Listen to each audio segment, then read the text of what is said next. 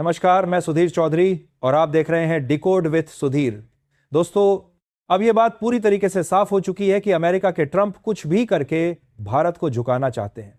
फिर इसके लिए उन्हें चाहे किसी भी हद तक क्यों ना जाना पड़े, क्योंकि खबर तो यही आ रही है कि अमेरिका ने विदेशी कर्मचारियों को नौकरी देने वाली कंपनियों पर 25% अतिरिक्त टैक्स लगाने का प्रस्ताव रखा है। यानी कि अभी तक तो सीधा इंपोर्ट पर टैक्स लग रही थी, लेकिन अब कंपनियों को ही निशाने पर ले लिया गया है। वहीं इसके अलावा अगली खबर सुनकर तो आप कहेंगे कि लगता है अमेरिका के व्यापार सलाहकार पूरी तरह पगला गए हैं, क्योंकि इतना सब कुछ होने के बावजूद भी उन्हें उम्मीद है कि भारत उनके सामने झुक जाएगा और उनके द्वारा इस बात की धमकी दी जा रही है कि भारत का अंत अच्छा नहीं होगा। और तो और सीधे सीधे निशाना बनाया जा रहा है ब्रिक्स देशों को। इस बात की धमकी देते हुए कहा जा रहा है कि ब्रिक्स देश अभी अमेरिका का खून चूस रहे हैं और ब्रिक्स देश बिना अमेरिका को सामान बेचे जिंदा नहीं रह पाएंगे। लेकिन ट्रंप इधर धमकी देते रह गए और दूसरी ओर से उनकी चालबाजी की पोल भारत और रूस ने एससीओ शिखर सम्मेलन के माध्यम से विश्व व्यापार संगठन में खोल दी है, जिससे अमेरिकी धमकी का मुंह बंद हो चुका है। क्योंकि यही नहीं बल्कि ट्रंप टैरिफ को लेकर ही परेशान रहे। लेकिन इधर सिंगापुर के साथ 5 बड़ी डील भारत ने पूरी कर ली है। तो चलिए इन सभी खबरों पर विस्तार से चर्चा करते हैं। लेकिन उससे पहले अगर आपने अभी तक हमारे चैनल को सब्सक्राइब नहीं किया है तो एक सच्चे देशभक्त की तरह सबसे पहले इस वीडियो को लाइक करें और चैनल को सब्सक्राइब करके कमेंट में जय हिंद जरूर लिखें। दरअसल देखा जाए तो अभी तक भारत ना ही अमेरिका की किसी धमकी के कारण झुकने पर मजबूर हुआ है और ना ही ट्रंप के दबाव में आकर भारत ने कोई व्यापारिक समझौता किया है। और इस बात का गुस्सा पूरे अमेरिका में अभी भी छाया हुआ है और खासकर जो अमेरिका के व्यापार सलाहकार हैं वो तो भारत को लेकर इतने ज्यादा गुस्से में हैं कि उनका दिमाग ही काम करना बंद कर गया है। जहां सबसे पहले और महत्वपूर्ण खबर की बात करें तो अमेरिका ने हाल ही में उन कंपनियों पर 25% अतिरिक्त टैक्स लगाने का प्रस्ताव दिया है जो कि विदेशी कर्मचारियों को काम पर रखकर अपनी कंपनी में नौकरी देती हैं।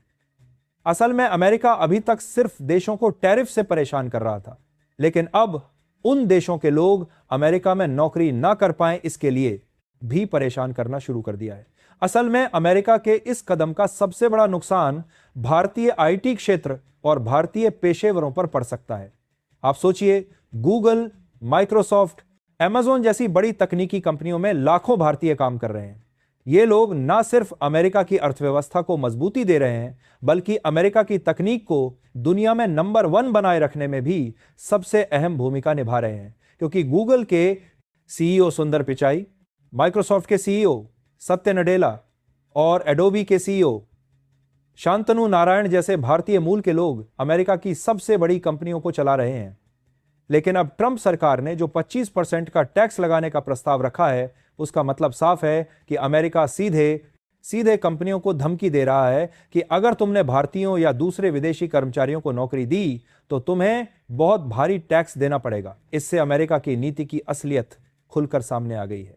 वो कहते तो हैं कि मुक्त बाजार और वैश्वीकरण चाहिए, लेकिन हकीकत यह है कि जब बात भारत की ताकतवर कामगार शक्ति की आती है तो वही अमेरिका बंद दरवाजे बनाने लगता है। अब सोचिए, अगर यह नीति लागू हो जाती है तो इसका सबसे ज्यादा नुकसान किसका होगा? अमेरिका का ही, क्योंकि वहां की कंपनियों को दुनिया की सबसे प्रतिभाशाली, सबसे कुशल और सबसे मेहनती कामगार शक्ति यानी भारतीय आईटी पेशेवरों से दूर होना पड़ेगा। और जब वही कंपनियां दुनिया की तकनीकी दौड़ में पिछड़ने लगेंगी तो अमेरिका को समझ आएगा कि भारत को रोकना इतना आसान नहीं है। यही वजह है कि भारत इस पूरी चाल को बहुत ध्यान से देख रहा है, क्योंकि भारत जानता है कि अब अमेरिका सिर्फ व्यापारिक टैक्स से नहीं बल्कि भारतीयों की योग्यता और प्रतिभा को भी निशाने पर ले रहा है। और आने वाले समय में यही नीति अमेरिका के लिए सबसे बड़ी आत्मघाती साबित हो सकती है। वहीं इसके अलावा अगली खबर सुनकर तो आप कहेंगे कि लगता है अमेरिका के व्यापार सलाहकार पूरी तरह पागल हो गए हैं, क्योंकि इतना सब कुछ होने के बावजूद भी उन्हें उम्मीद है कि भारत उनके सामने झुक जाएगा और उनके द्वारा इस बात की धमकी दी जा रही है कि भारत का अंत अच्छा नहीं होगा। दरअसल व्हाइट हाउस के व्यापार सलाहकार पीटर नवारो ने बयान दिया है कि ब्रिक्स जैसे गुट ज्यादा दिनों तक नहीं चल सकते, क्योंकि उनके सदस्य देश आपस में ही एक दूसरे से नफरत करते हैं। और सिर्फ इतना ही नहीं, उन्होंने ब्रिक्स देशों की व्यापारिक नीतियों को खून चूसने वाले पिशाच कहकर अमेरिका का खून चूसने का आरोप लगाया। अब जरा सोचिए दोस्तों, ये वही अमेरिका है जिसने पूरी दुनिया पर दशकों तक अपने नियम लादे, जिसने अंतर्राष्ट्रीय मुद्रा कोष और विश्व बैंक जैसे संस्थानों के जरिए गरीब और विकासशील देशों की अर्थव्यवस्थाओं को दबाकर रखा। जैसे 1990 के दशक में एशियाई वित्तीय संकट के दौरान अमेरिका ने आईएमएफ के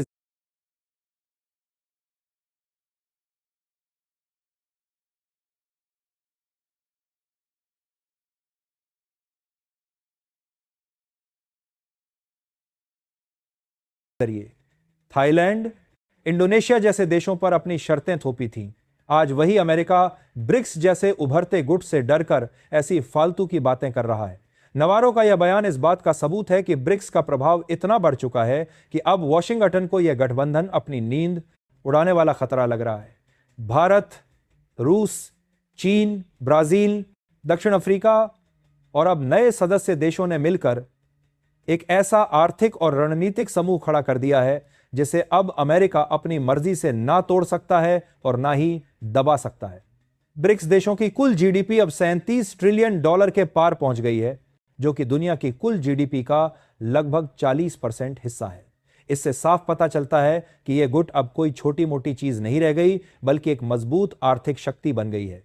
और अगली बड़ी अपडेट तो इसी बात को लेकर आ रही है कि ट्रंप इधर धमकी देते रह गए, लेकिन दूसरी ओर से उनकी चालबाजी की पोल भारत और रूस ने एसएससीओ शिखर सम्मेलन के माध्यम से विश्व व्यापार संगठन में खोल दी है, जिससे अमेरिकी धमकी का मुंह बंद हो चुका है। दरअसल रूस में हुई इस एसएससीओ शिखर सम्मेलन में भारत ने एक ऐसा कदम उठाया जिसने साफ कर दिया कि अब वैश्विक व्यापार अमेरिका की तानाशाही पर नहीं चलेगा। भारत ने साफ शब्दों में कहा कि डब्ल्यूटीओ का अपीलीय निकाय, यानी वो संस्था जो व्यापारिक विवादों का सबसे बड़ा न्यायाधीश है, उसे तुरंत बहाल किया जाए। क्योंकि दोस्तों, असली खेल यही है। अमेरिका जानता है कि जब यह अपीलीय निकाय बंद पड़ा है तो वह अपने हिसाब से देशों पर टैरिफ लगाता रहे और कोई उसे रोक ना पाए। जैसे 2019 से अमेरिका ने डब्ल्यूटीओ के अपीलीय निकाय को काम करने से रोक दिया है, जिससे कई देश अपने व्यापारिक विवादों का समाधान नहीं कर पा रहे। लेकिन भारत ने एसएससीओ के मंच से सबके सामने यह मुद्दा उठाकर अमेरिका के घमंड को सीधी चुनौती दे दी। भारत ने कहा कि अब जरूरत है एक निष्पक्ष, पारदर्शी और बिना भेदभाव वाली वैश्विक व्यापारिक व्यवस्था की, जहां किसी भी देश को सिर्फ इसलिए दबाया ना जाए क्योंकि वह वॉशिंगटन की लाइन नहीं मानता। भारत और रूस दोनों ने मिलकर इस मुद्दे को हवा दी, जिससे एसएससीओ देशों की एकजुटता भी दिखी और यह भी साबित हो गया कि एशिया और वैश्विक दक्षिण अब अमेरिकी व्यापारिक तानाशाही को और बर्दाश्त नहीं करेगा। यानी जहां अमेरिका बार बार भारत को धमकी देकर झुकाने की कोशिश कर रहा है, वहीं भारत एसएससीओ और डब्ल्यूटीओ यानी कि विश्व व्यापार संगठन के जरिए पूरी दुनिया को यह संदेश दे रहा है कि भारत अब नियम बनाने वाला देश है, नियम मानने वाला नहीं। क्योंकि यही नहीं बल्कि ट्रंप टैरिफ को लेकर ही परेशान रहे, लेकिन इधर सिंगापुर के साथ 5 बड़ी डील भारत ने पूरी कर ली है। इन डील्स के जरिए भारत और सिंगापुर ने न सिर्फ आर्थिक सहयोग को नई ऊंचाइयों तक पहुंचाया है, बल्कि आने वाले समय में अरबों डॉलर का निवेश भी भारत की ओर रुख करेगा। दरअसल सिंगापुर पिछले 7 सालों से भारत का सबसे बड़ा विदेशी निवेशक रहा है और अब इन नई डील्स के बाद यह साझेदारी और मजबूत हो जाएगी। सिंगापुर से भारत में हर साल लगभग 17 से 18 बिलियन डॉलर का निवेश आता है, जो कि भारत के कुल विदेशी निवेश का लगभग 20% हिस्सा है। पहले समझौते की बात करें तो वह डिजिटल अर्थव्यवस्था और फिनटेक सहयोग को लेकर, जिससे भारत के स्टार्टअप और यूनिकॉर्न्स को वैश्विक बाजार में और बड़े अवसर मिलेंगे। पेटीएम, फोनपे जैसी भारतीय कंपनियों को सिंगापुर के जरिए दक्षिण पूर्व एशियाई बाजारों में फैलने का मौका मिलेगा। दूसरा है हरित ऊर्जा और टिकाऊ परियोजनाओं में निवेश, जो भारत के हरित ऊर्जा मिशन को मजबूत करेगा। भारत का लक्ष्य है 2030 तक 500 जानकारी गीगावाट नवीकरणीय ऊर्जा का, और सिंगापुर इसमें बड़ा योगदान देगा। तीसरा है बुनियादी ढांचे और स्मार्ट सिटी विकास को लेकर समझौता, जिसमें सिंगापुर की तकनीक और भारत का बड़ा बाजार मिलकर बड़े बदलाव लाएंगे। चौथे की बात करें तो वह है शिपिंग और रसद सेवाओं में सहयोग, जिससे भारत का आसियान देशों के साथ व्यापार को और गति मिलेगी। भारत और आसियान के बीच व्यापार अभी $100 बिलियन का है और इस समझौते से यह $200 बिलियन तक पहुंच सकता है। पांचवें की बात करें तो वो है कौशल विकास और शिक्षा साझेदारी को लेकर, जो भारत के युवाओं को विश्व स्तरीय प्रशिक्षण और नौकरियों से जोड़ने का काम करेगा। यानी साफ है, अमेरिका का दबाव और टैरिफ की राजनीति एक तरफ और भारत की व्यावहारिक कूटनीति दूसरी तरफ। आज भारत एशिया को जोड़ने वाला वह पुल बनी चुका है जिसमें सिंगापुर जैसी वित्तीय महाशक्ति भी शामिल हो गई है। भारत अब सिर्फ एक बड़ा बाजार नहीं बल्कि एक मजबूत आर्थिक ताकत बनकर उभरा है, जो अमेरिकी दबाव के सामने झुकने की बजाय अपना रास्ता खुद बना रहा है। आज भारत एशिया को जोड़ने वाला ब्रिज बन चुका है जिसमें सिंगापुर जैसी वित्तीय महाशक्ति भी शामिल हो गई है।